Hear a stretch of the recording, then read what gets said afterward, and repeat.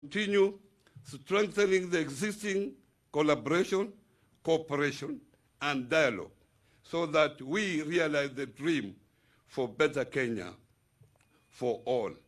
Asanteni sana. God bless Kenya.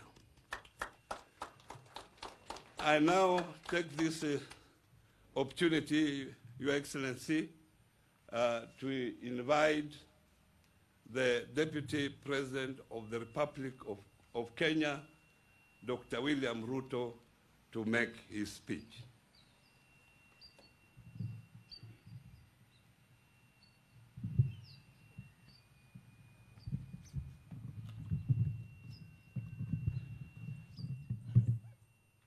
Your Excellency, the President of the Republic of Kenya, the Honorable Uhuru Kenyatta, Your Excellencies, representatives of High Commissioners and Ambassadors, fellow leaders, dear Kenyans, wherever you are watching this event from across our nation. Your Excellency, 57 years ago, Kenyans made sacrifices for us to have the most important thing in life, that is to make decisions for ourselves and to chart our destiny. We have had a journey of 57 years. And every generation and every government have had to grapple with tough decisions when faced with challenges as a nation. But in no generation and no government, Your Excellency, has experienced the kind of challenge the COVID-19 pandemic has caused to our country. Today, this celebration is unique. It's never happened like this. Today, Your Excellency, our schools are closed. Our places of worship are shut. Millions of Kenyans have had to leave work. Traders and business people have had their businesses affected. And our life as a nation and as a global community is upside down. To use the words of Mutahi Kagwe, things are really abnormal. In fact, Your Excellency, while it was normal for somebody to cough, nowadays it is no longer normal. When somebody coughs, others step back and ask whether everything is okay. I remember the other day when I went back home, working from the office at the residence, and inadvertently I stretched my hand to my young daughter to greet her. She told me, there is the sanitizer. That is how abnormal things are today. But when you called the nation to action because of this pandemic, the response from the Kenyan people was unprecedented. Every Kenyan stepped forward. Millions of Kenyans are wearing masks. They are cleaning their hands regularly. They are avoiding unnecessary contact. And people are keeping social distance. In fact, when I saw you march here, I was wondering why the parade was different today. Only that I realized later that there was social distance.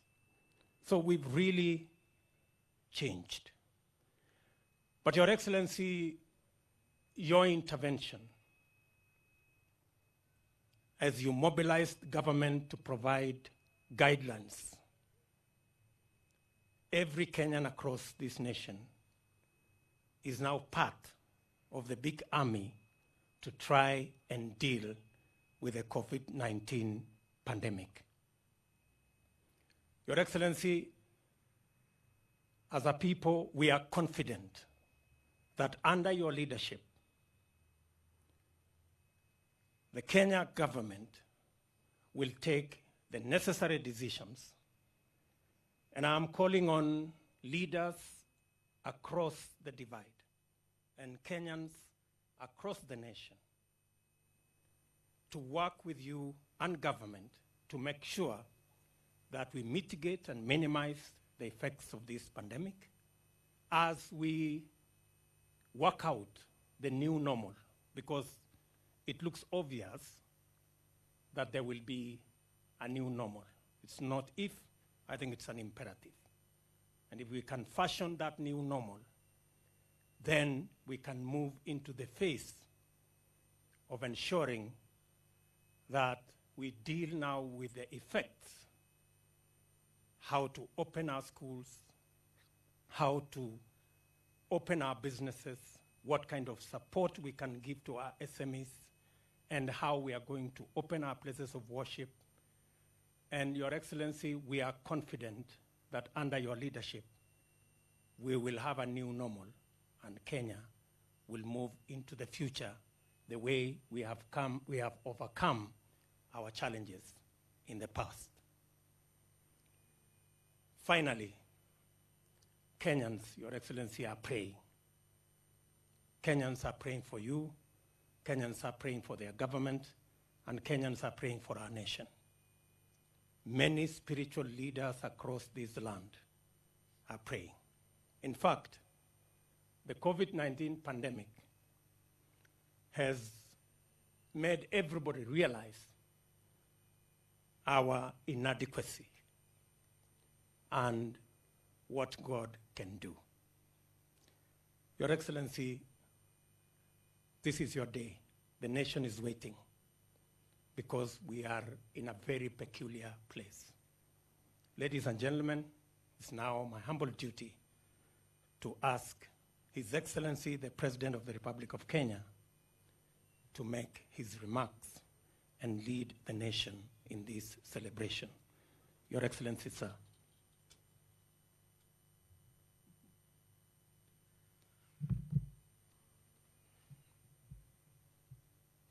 Please be seated. Thank you very much. Thank you very much, William. Fellow leaders, members of the cabinet, service commanders, representatives of the diplomatic corps, and representatives of various organizations here present who are representing the millions of other Kenyans out there, and indeed to all my fellow Kenyans, allow me to take this opportunity to salute you all and to wish every single Kenyan a happy 57th Madaraka Day, a day our founding fathers achieved the right for Kenyans to self-govern. We commemorate this day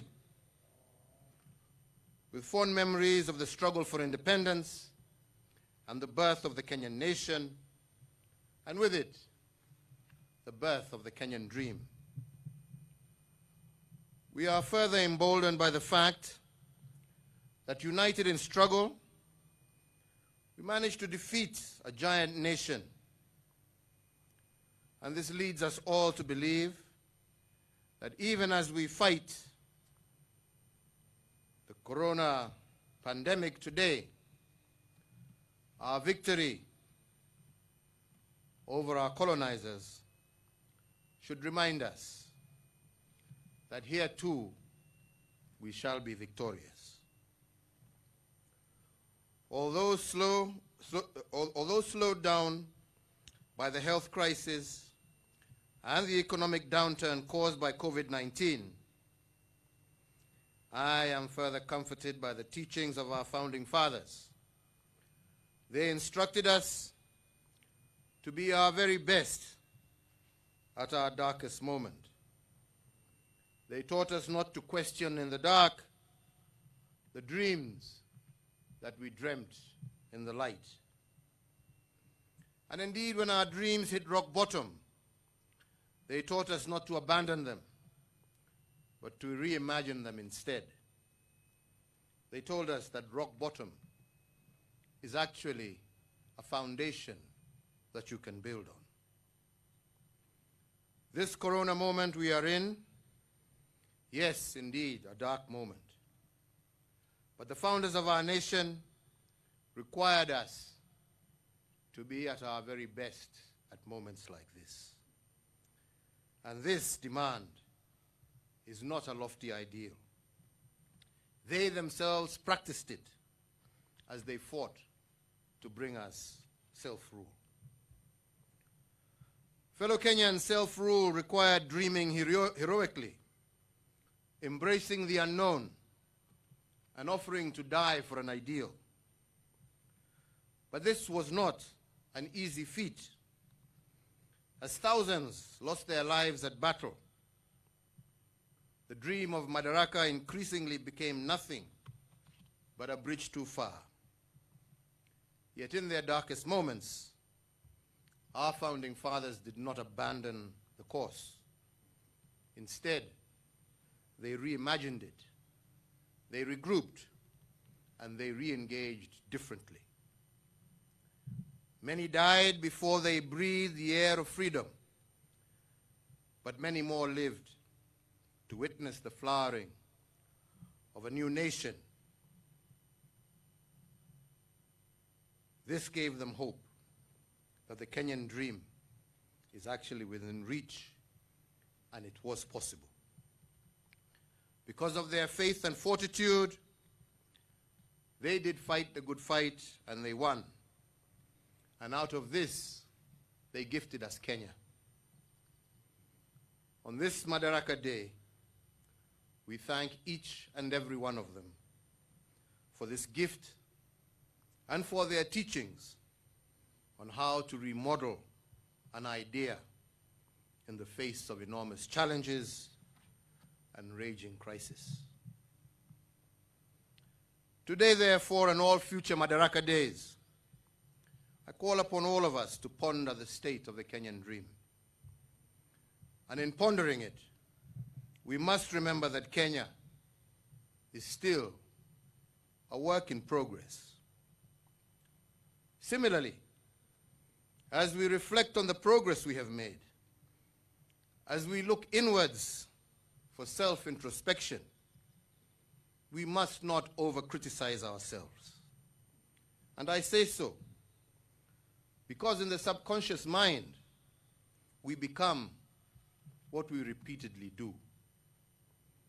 If we repeatedly feed our national psyche with negative energy, we become an nation of angry and frustrated people. Yet dreams cannot flourish in a negative environment whose main currency is anger and animosity. Fellow Kenyans, this Madaraka Day, I want us all to reimagine Kenyan.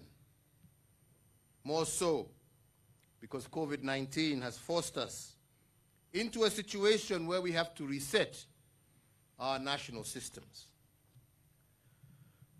But to reimagine our dream and nationhood, we must also reflect on our history, because history has laws that show us the future.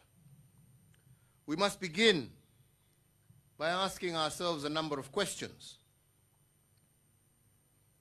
How was the Kenyan dream imagined in the very beginning? And how did we come to be? How did the original blueprint of Project Kenya look like? Let us make a historical inquiry in response to these questions. Fellow countrymen, 2 years after Madaraka Day, our founding fathers adopted sessional paper number 10 of 1965. It was entitled African Socialism, and its application to planning in Kenya. This was the vision document for our young nation and was full of dreams for the future to come. It envisioned a Kenya with an Africanized economy, an economy largely locally owned, whose industries were producing for regional markets, and in which technology was the light and heat of commerce. A nation that drew from itself for itself. This dream was further articulated by Jaramogi Oginga Odinga in his book, Not Yet Uhuru, that was published in 1967. The central theme of this book was that independence was not complete until the economy was in the hands of Africans. Jaramogi envisioned a Kenya that was unapologetic about its Kenyanness, a Kenya that could stand on its own feet in a world unfriendly to the African people, and a Kenya that is capable of enterprise and development in fields beyond our shambas. Then there was Tom Joseph Mboya, one of the other founding fathers, who echoed the dream. In his book, Freedom and After, he reminds us that great things are made of a series of small things, and that the making of a nation is the work of many small events and transitions, many small failures and successes. But Tomboya's main reflections were on constitution making. Having been involved in the Lancaster constitution making process in the 1960s, Mboya cautioned the nation against constitutional rigidity. In particular, he argued that the Constitution cannot be useful to a country if it is an end in itself. A good Constitution must be responsive to the aspirations of a nation and be a means to a greater end. And if the political architecture provided by a constitution cannot support the growth and progress of a nation, that constitution becomes a cancer to the body politic. On his part, the founding father of the nation, Mzee Jomo Kenyatta, imagined a free Kenya as far back as the 1930s, while at Manchester in the United Kingdom. His dream is painted in his books, Facing Mount Kenya, as published in 1938. And in this dream, he cautioned us that the seed of freedom will only take root if our mindset is focused on the right thing. In the business of building the nation, he warned that we must not focus on what has been done, for our focus should be on what remains to be done. And this is so because it is natural. Every time one target is attained, a new one becomes necessary and urgent. The right mindset is therefore a critical plank to making a dream come true. But Mzee Kenyatta made other assertions in his prison notes published in a book entitled Suffering Without Bitterness.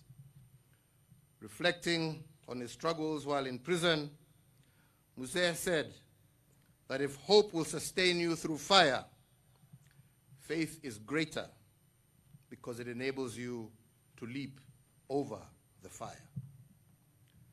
The act, therefore, of imagining and building a nation from the bottom up must therefore be an act of faith. And faith, according to him, is the act of letting God know your intentions, but taking charge of the methods necessary to achieve them. Fellow Kenyans, our founding fathers left us with deep teachings and convictions, and now we must summon the teachings as we reimagine our nation today. We have achieved the dreams of the founding fathers as captured in sessional paper number 10 of 1965 and revived in sessional paper number 1 of 1986.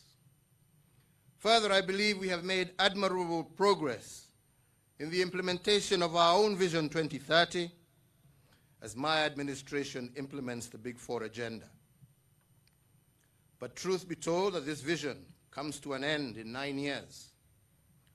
So the urgency for a new vision, a new dream, is therefore real.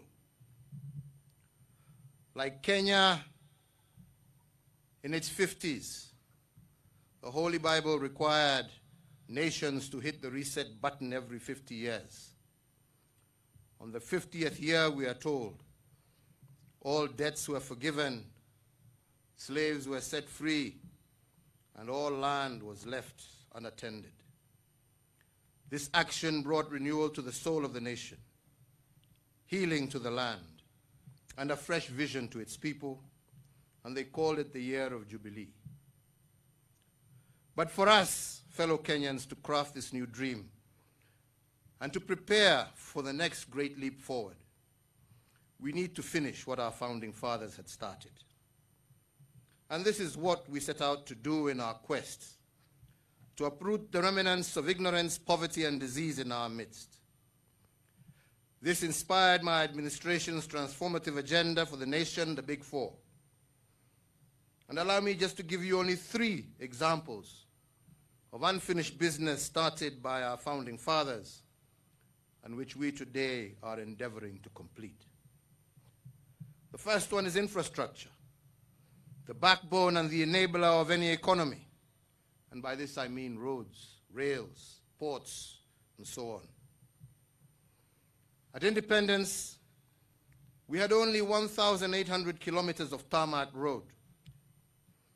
This is what our colonizers had built in 78 years of their occupation between 1885 and 1963. This means that all their endeavors for 78 years, they only managed to tarmac a total of 23 kilometers a year. After independence, our founding fathers built an extra 11,200 kilometers of tarmac roads over a period of 50 years. This was about 10 times what the colonizer had done. But with better technology, planning, and efficiencies, my administration has built 1,000 kilometers of tarmac road every year. That is 44 times more than what the colonial administration built, and more than 4 times what the first 3 administrations built collectively per year. While we take pride in this achievement, I am cognizant of the fact that this could not have been done without the support of you, all my fellow Kenyans, and still recognize that there are more roads to be built. Regarding ports, our founding fathers saw them as gateways to regional and international markets. Apart from the port of Lamu, which we have added to our number of ports and which will change regional trade dynamics, we have also re-envisioned the port of Kisumu. This port was built by the colonizers but collapsed at some point. We have since, working together with local leaders, revived it for strategic purposes. Lake Victoria serves both the northern and southern corridors, and with this port, Kenya can serve the region from Mwanza to Bukoba in Tanzania, to Jinja and Entebbe in Uganda, to Muhoma Bay in Rwanda at affordable costs and decent timing. Beyond serving the region, the port is poised to also promote the shipbuilding and repair industry in Kenya. It will also catalyze the development of other small ports, And what I'm proud of most is that we did this revival with dead capital. And in this I mean, we redeveloped this port using local expertise and material. Turning to railways now. This is where my biggest critiques reside, but that is okay, for they are not alone. They are in fellowship with the colonizers who called our railway the Lunatic Express. But those who called it the railway to nowhere did not realize at that time that they were describing this great city of Nairobi. Nairobi indeed at the time was nowhere when the railway was being constructed. In fact, it was nothing but a swamp. And that is why Sir Charles Elliot, the man who supervised the building of the railway, observed, "It is not uncommon for a country to create a railway, but it is indeed uncommon for a railway to create a country." End of quote. Nairobi, and indeed most of our country, were created by the railway. And that is why, apart from the SGR, I am also reviving the defunct Nairobi-Nyanyuki railway line that traverses 6 counties. We are also in the process of rehabilitation of the Naivasha to Malaba meter gauge line, which is also about to commence. This rehabilitation of these central railway lines is part of a bigger development strategy to link the hinterlands, not only of Kenya, but of our region, with Lamu Port, our port in Mombasa. And that is why the Southern Sudan-Ethiopia transport corridor continues to remain important. I believe that when this happens, then Kenyans can expect new markets to emerge along these railway lines and new cities to blossom in response. The second example of unfinished business from our founding fathers regards the dignity of our people. The freedom struggle was about liberating Kenyans from the poverty of dignity, amongst other freedoms. 3, to fight what the founding fathers called ignorance, my administration has carried out extensive reforms in the education sector to make it more competency-based and to allow our children to be better prepared for future jobs. We have secured the place of pride in the continent as the home to the highest transition from primary to secondary education on the African continent. Additionally, the technical and vocational training is taking root as we seek to reposition our human resource for the ever-evolving world economy. But the human side of these reforms has also focused on electrification. We have connected 99% of all our schools to electricity. And as we did this, we also realized that a substantial part of learning happens at home, even in better days. That is why we were motivated to do our last mile program, connecting homes to power. For the record, it is indeed worth noting, fellow Kenyans, that after 78 years of colonial rule and 50 years of independent administration, only a total of 4.5 million households in Kenya were connected to electricity. But from 2013, and in only 7 years, we have connected close to 3.5 million households, bringing the number of households connected to electricity close to 8 million.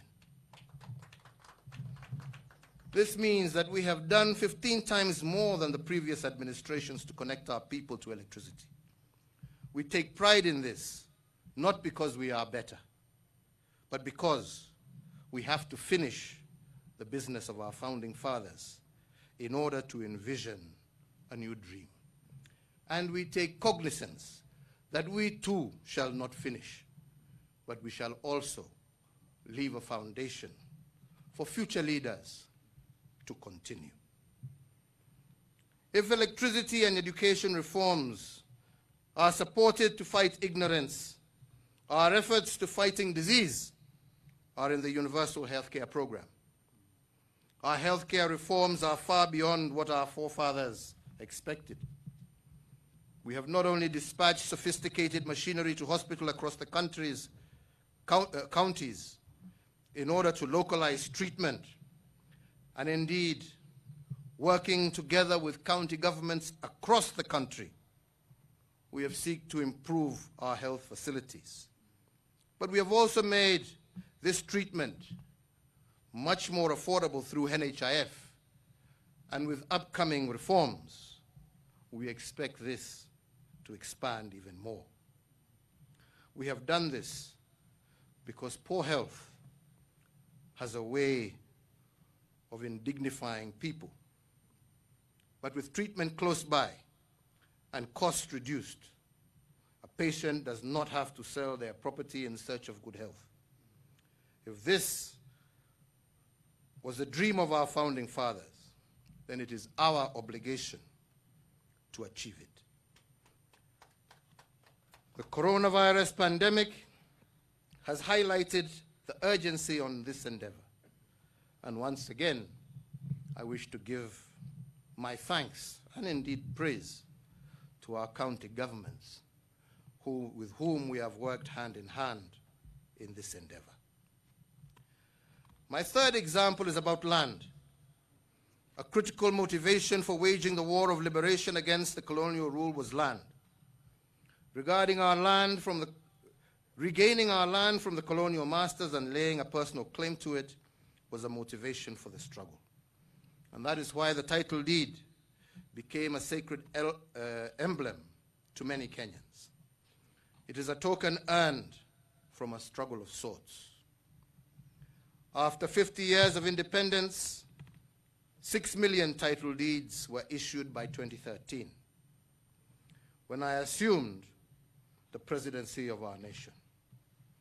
This was a motif of our faith in the struggle. In the 7 years of my administration, we have managed to add a further 4.5 million title deeds that have been issued under my administration. And this was done to keep the promise of our founding fathers alive.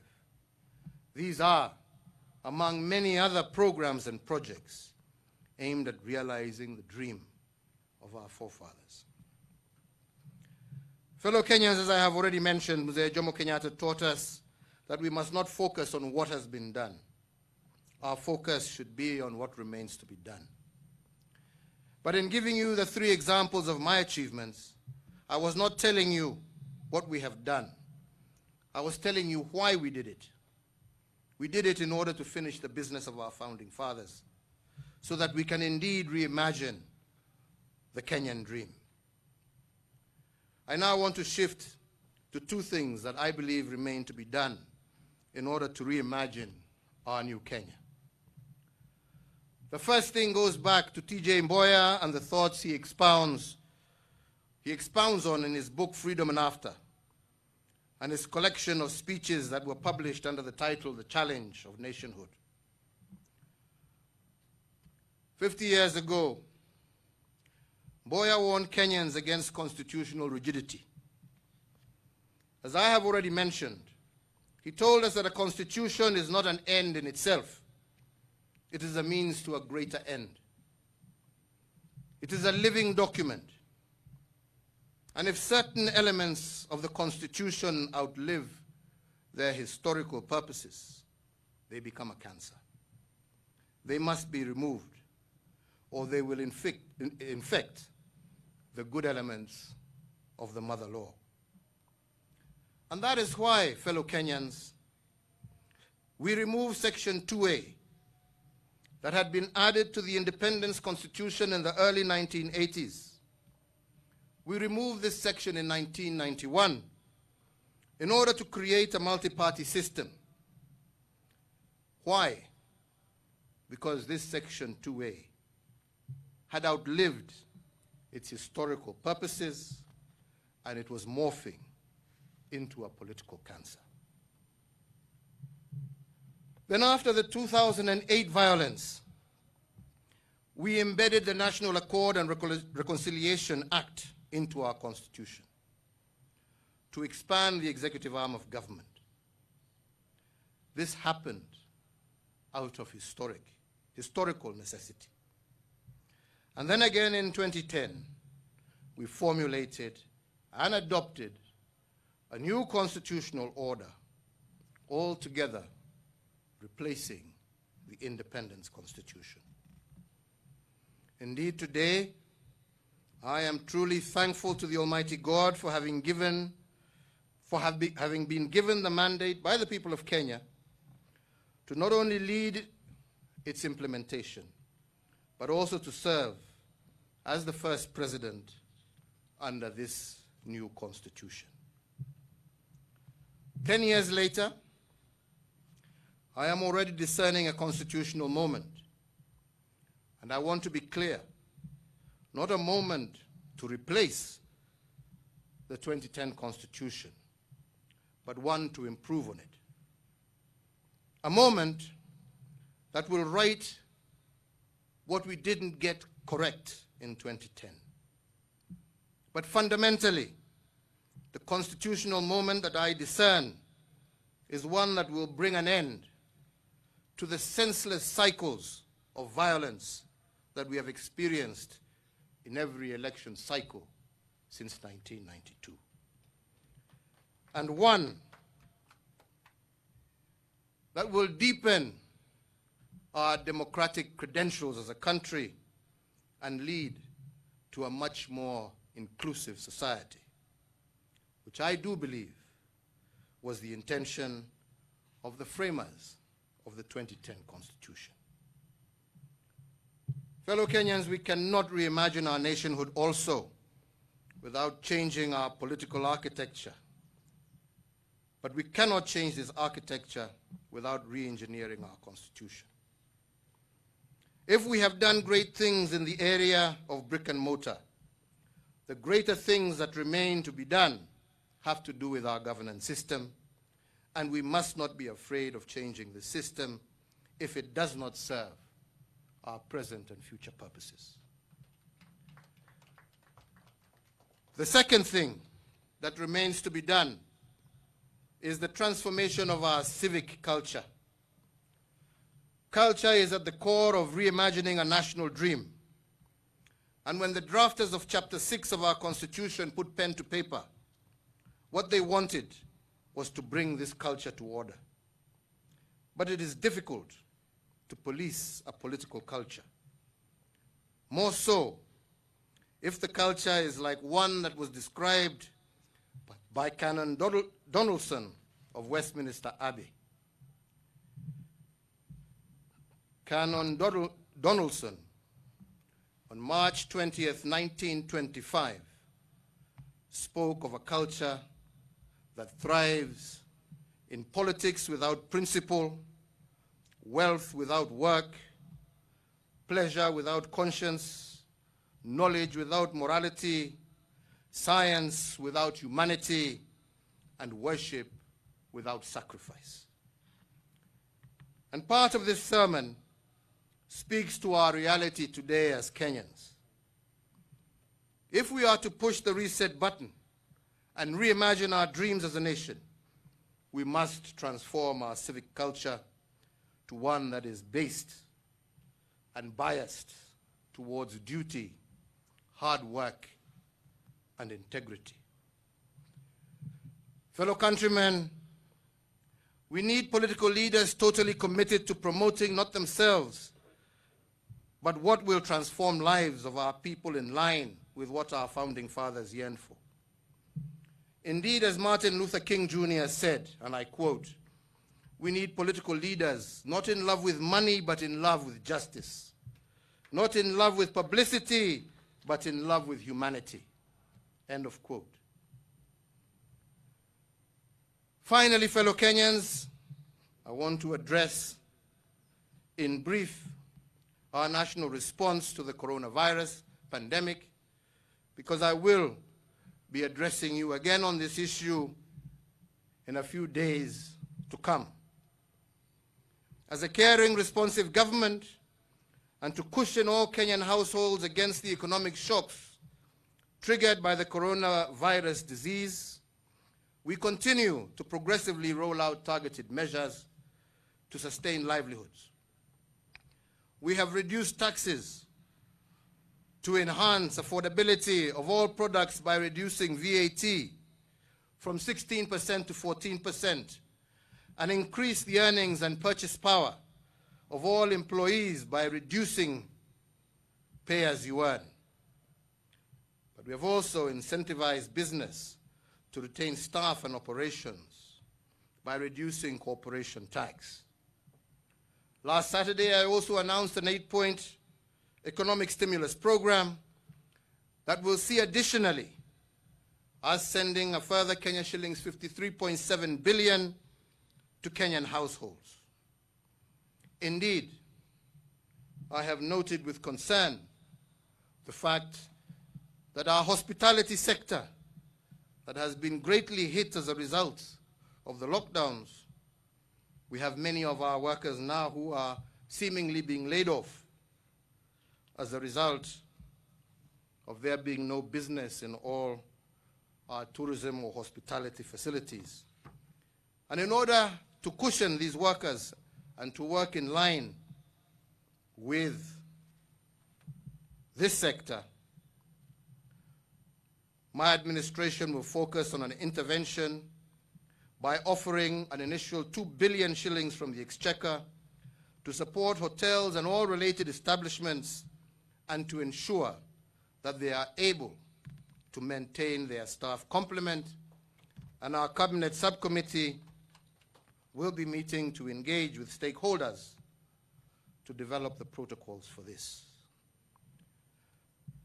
Fellow Kenyans, we need not be persuaded as a people why we must do everything in our power to conquer this invisible disease, this invisible enemy. But to do so and regain the ground we have lost, we need to come together as a nation. Each foodstuffs, clothes, sanitary items, and other support items to the fund which have been channeled to needy and vulnerable Kenyans affected by this crisis. I thank, too, all our international development partners who have quickly responded to our needs during this difficult time. Indeed, to recognize and honor these Kenyans who have exhibited exemplary service, sacrifice, patriotism, and heroism, and a high sense of civic duty in helping steer Kenyans through the current pandemic, and on behalf of an internally grateful nation, I have, on this first day of June 2020, issued an executive order establishing a new national award and state commendation, the Presidential Order of Service, Uzalendo Award. The names of the inaugural recipients of this high national honor have been published in a special issue of the Kenya Gazette dedicated to them. Fellow Kenyans, I would like to end my address today by once again re-emphasizing the calling by our founding fathers, that they went through the fire and yet founded a nation that we call Kenya today. Their voices are calling out to each and every one of us during this moment of uncertainty. And they are telling us to be our very best in our darkest moments, just as they were. They are telling us that they fought for the liberation war for over 40 years and it came to pass. We will fight the challenges that we are faced with today, and this too shall come to pass. Mimi sitaki niongeze zaidi, isipokuwa tena kuchukua nafasi hii kuwatakia Wakenya wenzangu pahali popote mlipo, ikiwa ni Madaraka Day ya kipekee, kwa sababu leo hatusherehekei pamoja vile tumezoea. Leo vile Gavana Oparanya na naibu wa rais wamesema, tuasherehekea kila mtu akiwa nyumbani kwake, akisikiza radio, akiangalia TV au kwa mitandao mbalimbali. Lakini hata kama hatuko pamoja kwa kiroho na fikra, tuendelee kuwa pamoja kama Wakenya. Na mimi sina shaka tutashinda na Kenya yetu itasonga mbele. Na watakia kila mmoja wenu laheri siku hii ya Madaraka, na tukienda mbele. Tumesema kuna mengine ambaye tutataja hapo baadaye, haswa kuhusu ile mikakati tutachukua siku zijazo kuhusu hii ugonjwa wa corona. Yangu ni kuwauliza wenzangu, tuendelee kuhakikisha ya kwamba tumetii zile masharti tumepatiwa na Wizara ya Afya. Tujue kwa ukweli huu ugonjwa uko nasi, na ni jukumu la kila Mkenya kuhakikisha ametenda kile awezacho yeye mwenyewe kibinafsi kuhakikisha ya kwamba pamoja tumeshinda na tumeondoa huu ugonjwa kati yetu. Na watakia kila laheri. Nasema Mungu awabariki, Mungu aibariki taifa letu la Kenya, Mungu aendelee kutupatia umoja na uwiano, na Mungu ailinde taifa letu. Asanteni sana.